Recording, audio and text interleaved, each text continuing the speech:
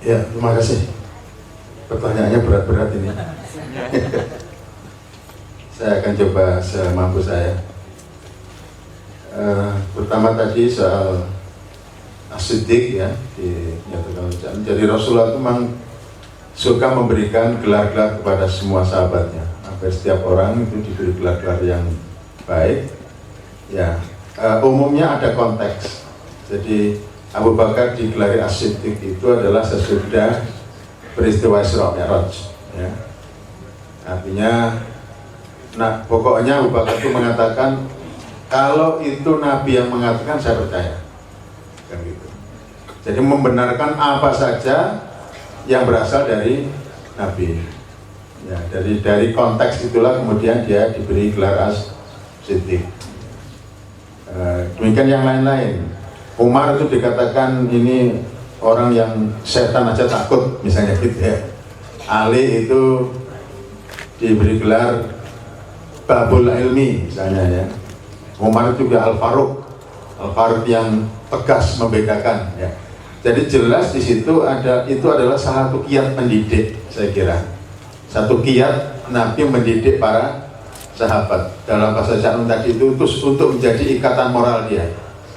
Ya, kalau pada anak kita katakan nah Pak Mugi bodoh, itu akan tertanam dalam dirinya bahwa dia itu bodoh. Tapi kalau orang tua mengatakan aduh anakku pintar, kue iki, itu sebenarnya meskipun dia bukan berarti pintar benar ya.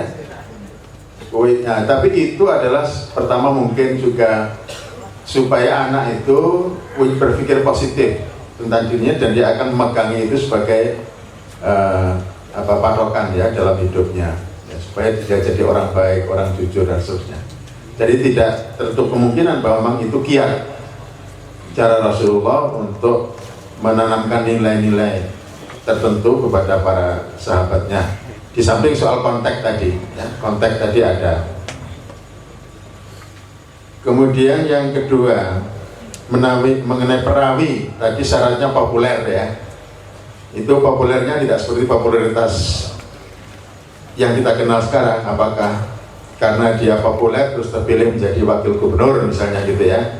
Populernya karena dia artis kan gitu kalau di sini. Jadi maksudnya populer itu populer di kalangan ahli hadis.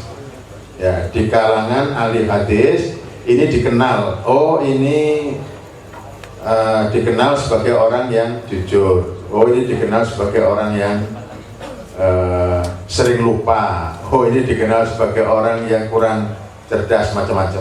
Jadi kepopulerannya itu dikaitkan dengan apa yang dialami oleh para perawi mengenai orang-orang tadi. Jadi bukan masalah populer di tengah masyarakat. Ya. Jadi itu berbeda.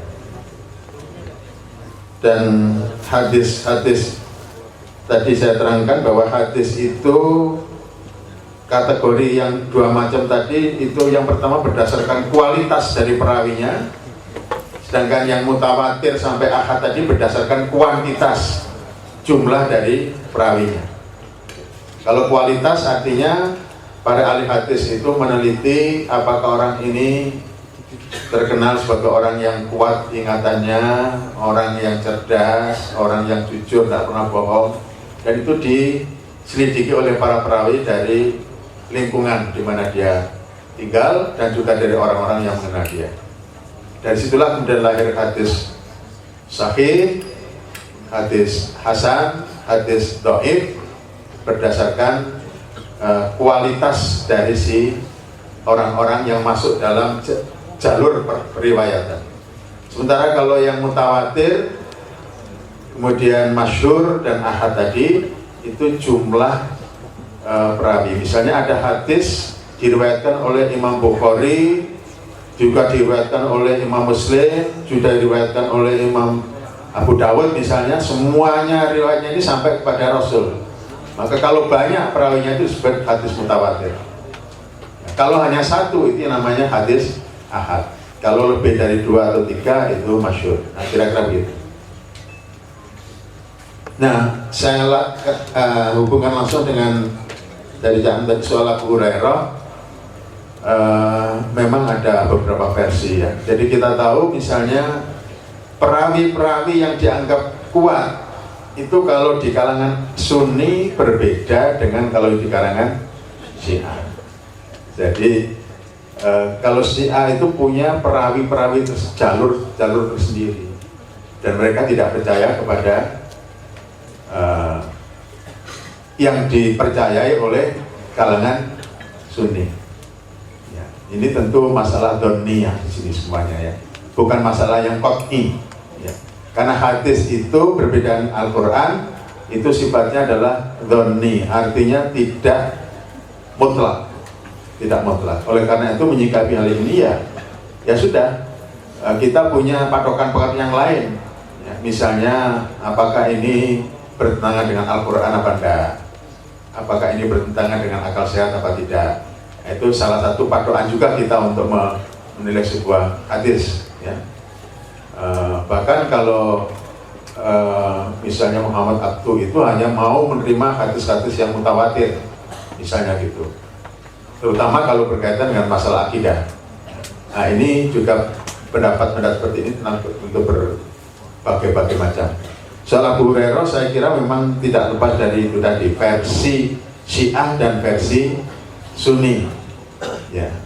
Yang kebenarannya tentu saja ini bisa diteliti. Ya, kalau menurut kalangan Sunni ya Abu Hurairah ini sangat bisa dipercaya, sangat dipercaya. Tapi kalau kalangan Syiah, ya jelas ada sahabat Nabi yang lain yang lebih mereka percaya.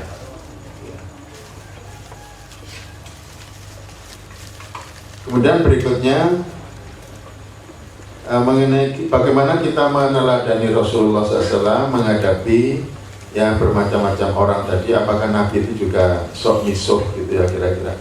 Saya tidak mau menyebut wailun tabat itu Allah misuh, karena kata misuh ini bagi kita itu masih persepsinya bermacam-macam ya.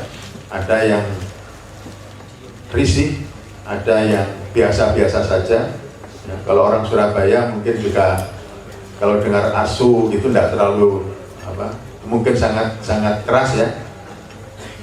Tapi kalau bagi orang sini mungkin ya itu berbeda lah bagaimana. Misalnya kata edan, kata gendeng itu kan macam-macam tergantung situasinya ya.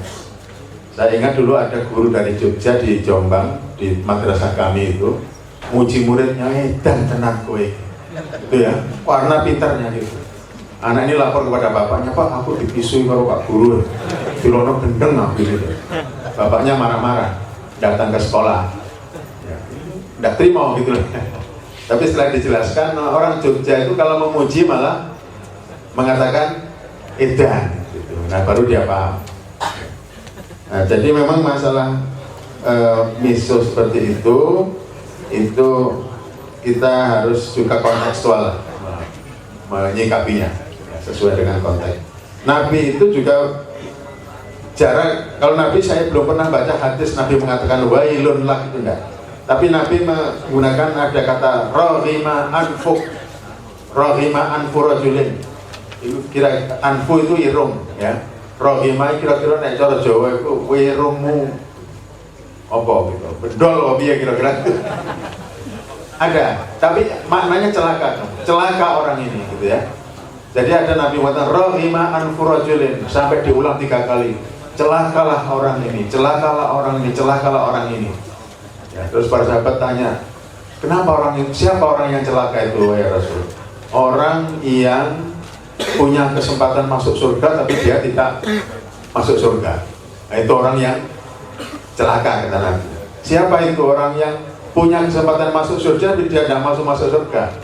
Orang yang diberi kesempatan oleh Allah merawat ayah ibunya sampai tua. Itu kesempatan masuk surga sangat besar sekali, tapi dia nggak mau merawat, akhirnya nggak jadi masuk surga. Nah itu contoh Nabi menggunakan kata rohima anfu rojulin. Itu juga keras. Rohima anfu itu keras ya. Dalam budaya orang Arab. Pertanyaan berikutnya mengenai hadis tentang khalifah tadi ya. Ya, berdasarkan yang saya baca hadis mengenai bahwa pengganti Rasulullah itu adalah Ali dan seterusnya, itu di kalangan Sunni sendiri diakui itu ada hadis itu dan sahih ya. Tapi yang saya terangkan tadi itu bukan hadis tapi sejarah ya. Jadi pendekatan sejarah dengan pendekatan hadis itu berbeda, metodenya berbeda ya. Kalau hadis itu fokus pada kata per kalimat per kalimat, ucapan-ucapan Nabi, kemudian ini diklarifikasi dengan model tadi itu, melihat kualitas dari orang yang merawikannya dan juga jumlah. Tapi kalau sejarah itu pendekatannya, fakta dikumpulkan, kemudian baru dilakukan analisis, sehingga fakta-fakta itu kemudian saling mungkin ada mendukung, ada bertolak belakang, dan kemudian disimpulkan oleh para sejarawan. Jadi agak berbeda metode penetapan kesahihan hadis dengan metode yang digunakan untuk menulis sejarah ya, untuk melihat keakuratannya ya.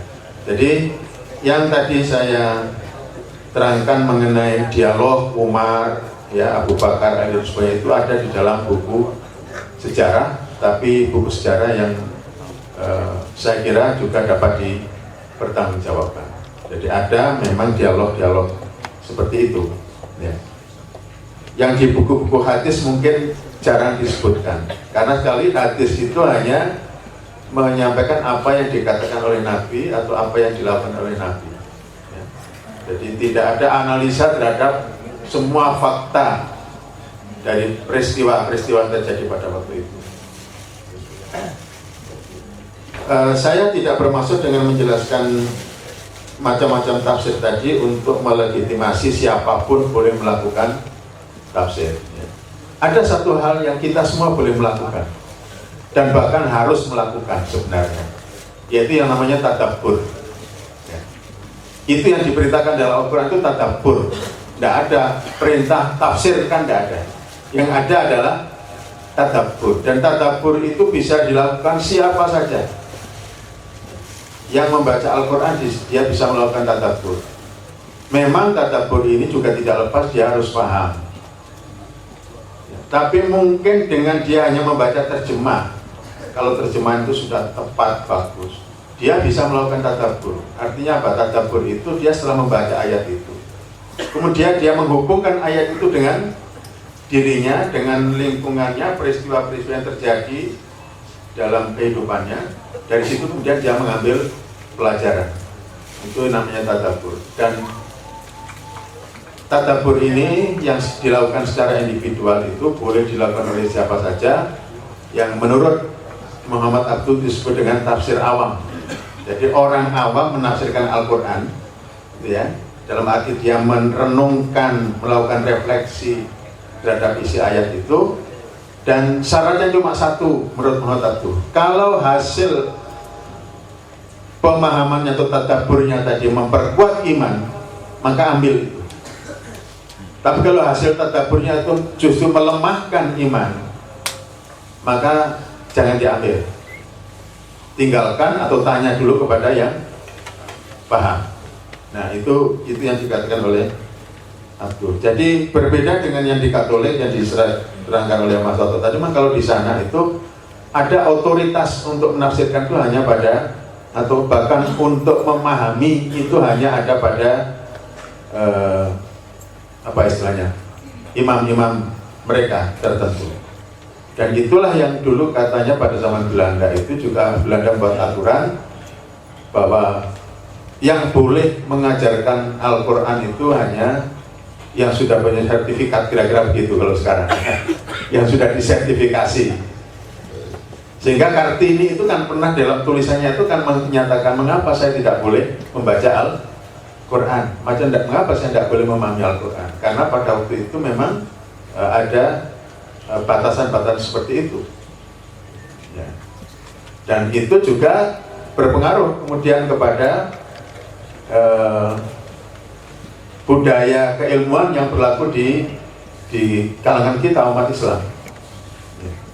Ya mohon maaf kalau di pondok pesantren itu bertanya saja kepada kiai tentang satu masalah itu juga bisa dianggap suatu masalah, melanggar etika, nah gitu ya.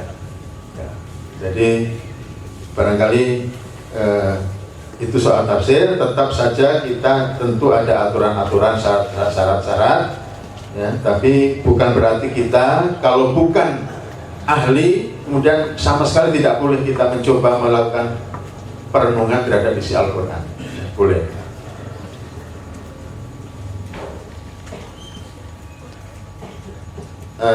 Yang terakhir barangkali soal man lam yahkum bima anzalallah tadi ya. Nah ini biasanya kalau teman-teman kita yang apa cenderung kepada penerapan syariah. Nah ini ayatnya ini biasanya. Man lam yahkum, barang siapa yang tidak menerapkan hukum Allah, maka bahwa minal kafirin, bahwa minal dolim dan seterusnya. Kalau kita baca ayat-ayat itu berkaitan dengan umat, bukan hanya umat Islam, umat Yahudi, umat Nasrani, umat terdahulu itu. Jadi ketika menerangkan soal nabi tertentu, kemudian bagaimana rakyatnya, bagaimana pengikutnya, maka diakhiri dengan barang siapa yang tidak yahkum bima anzalallah. Nah ini yahkum nanti ada macam-macam maknanya. Maka dia termasuk orang yang kafir, orang yang zalim, orang yang macam-macam itu. Ya. Tapi dikatakan ini sekian kali diulang dalam Al-Quran bahwa kalau kita tidak menerapkan hukum Allah maka kita akan masuk orang yang kafir kan gitu. Sehingga yang tidak mendukung syariah, yang tidak mendukung penerapan syariah Islam berarti termasuk orang-orang yang kafir kan begitu. Sebenarnya ayat itu tadi saya katakan itu juga berlaku untuk umat-umat yang terdahulu, semua umat dari para nabi. Ya. Nah pengertian yahkum ini memang bisa luas sekali. Yahkum itu bisa berarti menghukumi, artinya menetapkan hukum. Yahkum itu juga bisa berarti memerintah, menjalankan pemerintahan. Yahkum juga bisa berarti begitu. Nah, yahkum kalau dalam Islam menjalankan pemerintahan itu kan termasuk di dalamnya yang namanya hikmah tadi. Jadi kalau sebuah pemerintahan berdasarkan Al-Quran itu mesti juga harus menerapkan hikmah, dan hikmah itu juga berluas sekali pengertian. Hikmah itu termasuk misalnya begini, Nabi itu pernah mengutus seseorang untuk menaklukkan sebuah daerah. Nabi bertanya, kalau kamu nanti sudah menaklukkan daerah itu, bagaimana kamu akan memimpin ya orang-orang di sana? Dia jawab, saya akan menerapkan hukum-hukum Allah di daerah itu. Terus Nabi mengingatkan, jangan bilang begitu, ya. Jangan bilang begitu, karena siapa tahu nanti kamu di sana merasa menerapkan hukum Allah, padahal kamu menerapkan hukummu sendiri. Itu ada itu pernyataan seperti itu kepada seorang utusan. Jadi yang benar itu kalau ada Quran saya akan menerapkan Quran, kalau ada hadis saya akan menerapkan hadis, kalau nggak ada saya akan berijtihad ya, berdasarkan Quran dan hadis. Bukan berarti hasil ijtihad ini adalah Quran atau hadis. Jadi ini kerendahan hatian yang diajarkan Rasulullah. Jangan kita merasa sudah menerapkan hukum Islam, hukum Allah, padahal yang namanya hukum Allah itu ternyata juga kita lihat variasi pendapatnya kan bermacam-macam. Dan yang jelas yahkum itu tidak selalu berarti menerapkan hukum, karena Quran itu saya sekali lagi yang berisi hukum itu hanya prosentasenya sangat kecil. Apalagi kalau dibatasi, yang namanya hukum Islam itu adalah kalau mencuri harus dipotong tangan, kalau zina harus dirajam misalnya. Nah ini saya kira masalah yang kita perlu pemahaman yang lebih luas. Yang saya malam ini mohon maaf mungkin tidak bisa menerangkan lebih rinci ya. itu harus saya kira baca-baca dulu ya untuk bisa memberikan penjelasan yang lebih komprehensif. Saya kira itu dari yang ditanyakan, mudah-mudahan sudah terangkum semua. Ya, terima kasih sobat. Ini saya minta maaf soal Abu Hurairah tadi, memang versi yang saya ungkap tadi versi si A, dan itu menjadikan aku konangan dengan aku si A. Tapi aku ora peduli kok arah si A, si B, si C, ora masalah. Sakale simbah mudi. Begitulah makiyah. Makiyah itu mencari kebenaran Islamnya Muhammad. Bisa melalui Sunni, bisa melalui Syiah, bisa melalui apa saja, asalkan sampai pada Islamnya Muhammad. Karena kalau mau dicari poknya ya Kanjeng Nabi dhewe iki ya ora Syiah, ora Sunni, pomene NU Muhammadiyah, pomene Nasdem. Biasanya lah.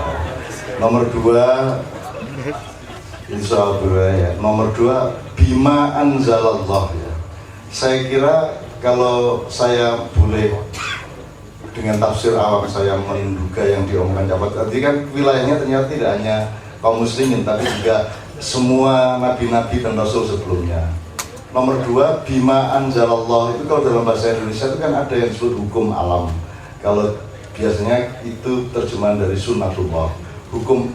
Jadi Anda mau bikin software apa, mau bikin program komputer apa, Anda mau bikin motor kayak apa kan harus yahkum bima anzalallah. Ngerti maksud saya? Anda harus taat kepada hukum alam, bikin pesawat, bikin segala macam, harus taat kepada hukum Allah. Pada suatu hari saya sama Cak Fuad dulu tinggal di Kadipaten di rumahnya Pak Semedi. Itu terus melarati kebangetan ya. Suatu hari pokoknya kene iki paling nyayur dhewe kates dirisi kei uyah kei lombok wis cukup wis. Nah suatu hari adik saya namanya Adil itu menjelang Jumatan kan kita masak dulu. Nanti habis Jumatan biasanya kan terus ngelih ya. Bar Jumatan mangan enak banget. Nah adik saya itu punya rezeki beli kerupuk. Nah sebelum Jumatan dia simpan kerupuk itu di dalam dandang di atas nasi.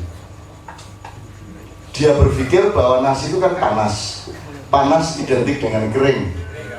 Gitu, maka ditaruh kerupuk itu di dalam dandang yang berisi nasi panas. Ijtihad itu. Tapi karena dia tidak yahkum bima anzalallah, dia tidak teliti terhadap hukum alam, ya tak? Akhirnya pada Jumatan nyenyet kabeh, biar kabeh kan gitu kan. Jadi saya ingin kita tidak berdebat soal tafsir mana yang benar mana yang salah, itu tinggal pilih. Yang penting memperkuat iman Anda. Terus Anda juga memahami yang diturunkan Allah kepada Anda itu jangan membatasi pada Al-Quran, tapi itu kan kauliyah. Yang kauniyah ini jauh lebih luas. Jadi gravitasi itu bima anzalallah, kan gitu. Nek jarine ludruk kon nek meteng tuwek aja turu nisor dipan. Ayo wong edan to kuwi. Nek meteng tuwek aja turu mengkurep, itu kan nek kue turu mengkurep pas meteng tuwek itu berarti Anda tidak yahkum bima anzalallah. Dan itu banyak sekali contoh-contohnya gitu.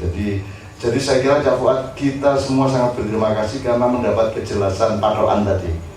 Karena kita di sini ini awam kabeh, apa meneh sing nafsirke totok kan gitu kan. Waduh banget gitu. Kalau totok itu tadabbur dia. Tadabbur sama tafakur. Dia nomor 1 tafakur, nomor 2 tadabbur. Ini juga menurut saya, seingat saya Cak Fuad pernah memberi peringatan bahwa ada salah kaprah selama ini di sekolah-sekolah al-Islam itu selalu ada paket tadabbur alam. Mungkin itu soal kata, soal idiom, tapi saya kira kalau di Al-Quran menurut Cak Fuad tadabbur itu justru kepada ayat-ayat Al-Quran. Kalau kepada alam itu tafakur. Jadi mestinya paket untuk TK, untuk SD, SDIT dan sebagainya itu tafakur alam, bukan tadabbur alam. Tapi kalau tadabbur berarti tadabbur Quran kan gitu. Ini supaya kita punya kepastian, punya patokan. Sama dengan khilafiyah sama ikhtilafiyah, ini dari Cak Fuad juga. Sebenarnya yang banyak kita alami itu ikhtilafiyah, bukan khilafiyah. Kalau ikhtilafiyah itu sebenarnya perbedaan versi dan angle berpikir saja. Tapi kalau khilafiyah itu perbedaan prinsip, bahkan mungkin pertentangan prinsip. Nah, saya kira kita para jamaah MAI sangat banyak sekali mendapatkan dalam tanda petik patokan-patokan dan rujukan-rujukan yang pasti dari Cak Fuad maupun dari Pak Nur Somad, dan kita semua berterima kasih. Saya mohon kita semua tepuk tangan cinta dan simpati kepada saya persilakan Kiai Kanjeng satu nomor dulu. Apa? Mam?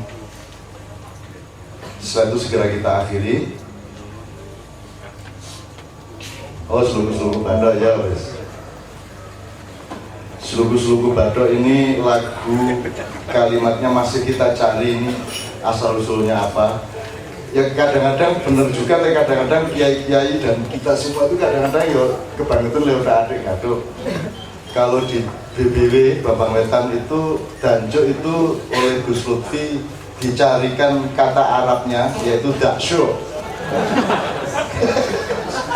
Delek-delek ya.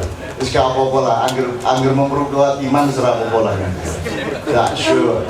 Jadi mulai saiki jadi mulai misuk sing khusuk sing anu ya fase ya. Nek Danjo berarti desa, nek rada kutha rada terpelajar daksyo. Daksyo banget. Sama dengan Semar, ada yang menafsirkan Samar. Kalau Petruk, Fatruk, Bagong, Bawo, Gareng, Ghoiron, orang yang selalu menolak segala sesuatu yang bertentangan dengan Tuhan, yang Ghoirullah gitu. Kalau Bago, artinya apa? Bago banyak ngeyalan. Bago itu banggel, bagong, banggel. Kalau Fatruk itu punya kesadaran intelektual untuk meninggalkan sesuatu yang tidak menyehatkan hidupnya, Fatruk. Kalau Semar itu buah. Jadi buah dari seluruh tadabbur dan tafakur tadi berbuah menjadi Kiai Semar Badromayo itu. Mari kita lantunkan bersama-sama Sluku Badak.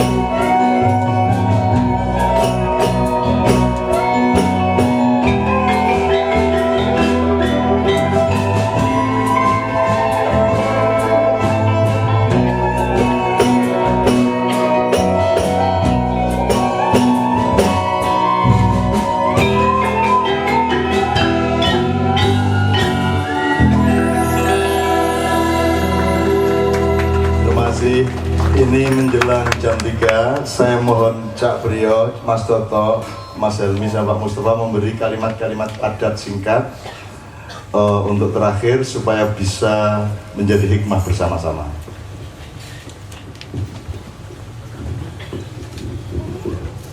Maya dengan kata kunci mencari Islam yang sesungguhnya.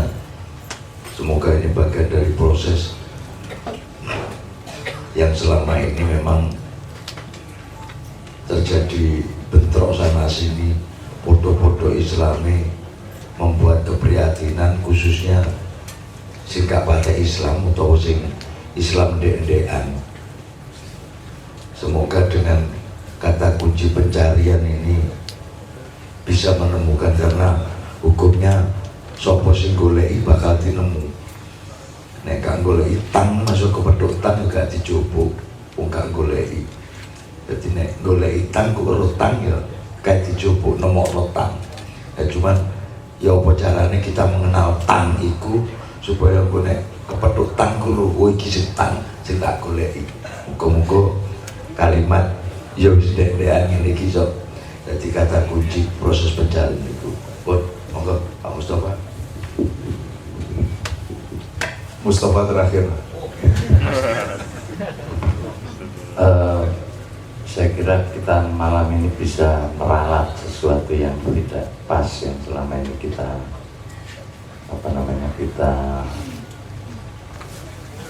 diskusikan, ya kita pikirkan bahwa majelis ilmu ma'iyah ini yang tepat adalah melakukan tadabbur. Tadabbur itu bahasa Indonesianya apa ya? Menjelajah ya. Menjelajah apa? Menjelajah itu dalam renungan, dalam dalam berbagai upaya mencari,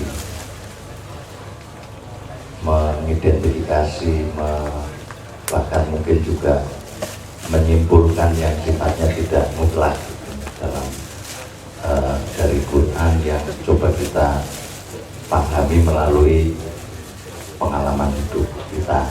Jadi malam ini bisa kita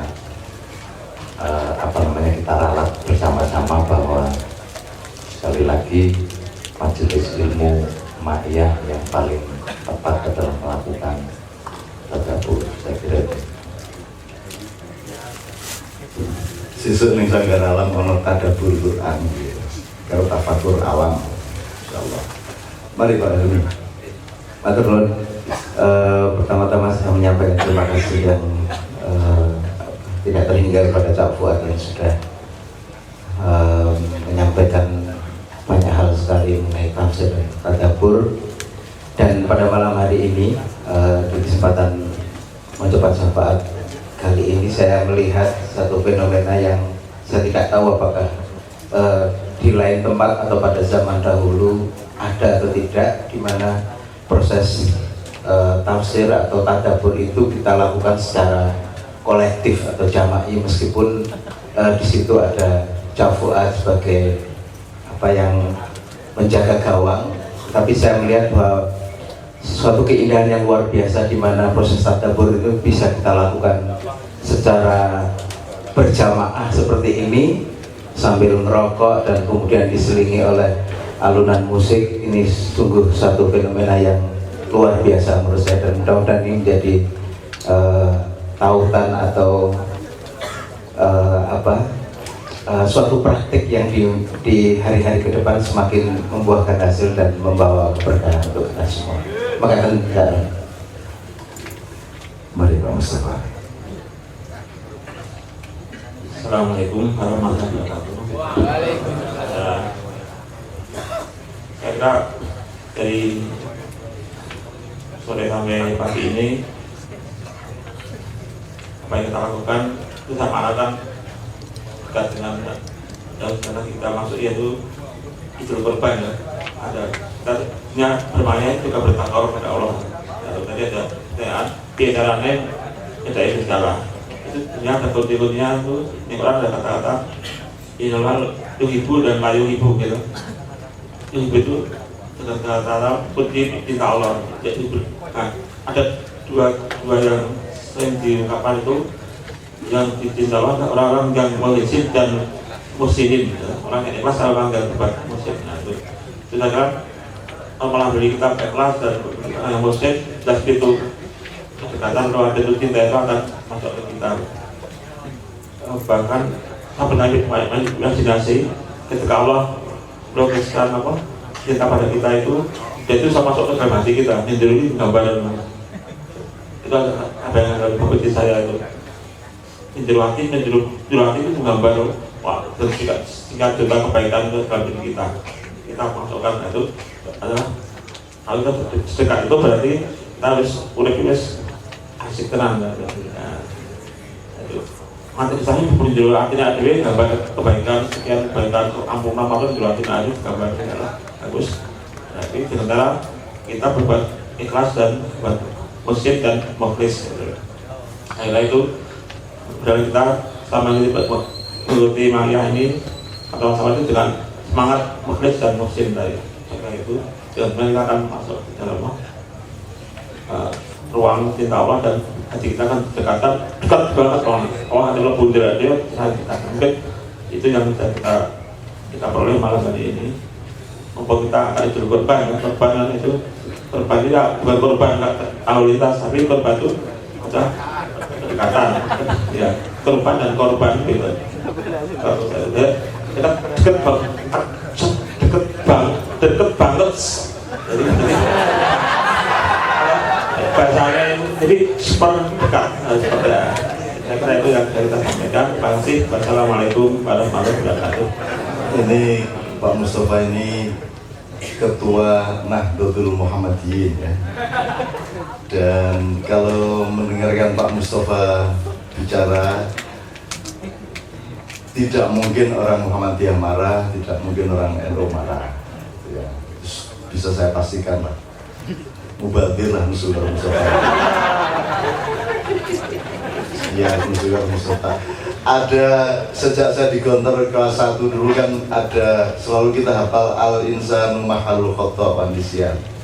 Manusia itu tempatnya salah dan lupa. Dan saya itu sudah dari dulu bergaul sama Mustafa sejak tahun 7 bulan itu ndoleki salahe Mustafa ki apa? Akhlake apik, salate sregep, yang jangan pisan yo kuwi bojone. Jadi saya tidak menemukan kesalahannya, sekarang ini saya baru menemukan kesalahannya banyak sekali, yaitu dalam mengucapkan kata. Salah kok. Gusti Allah yang ngomong dia adil benar nih kata.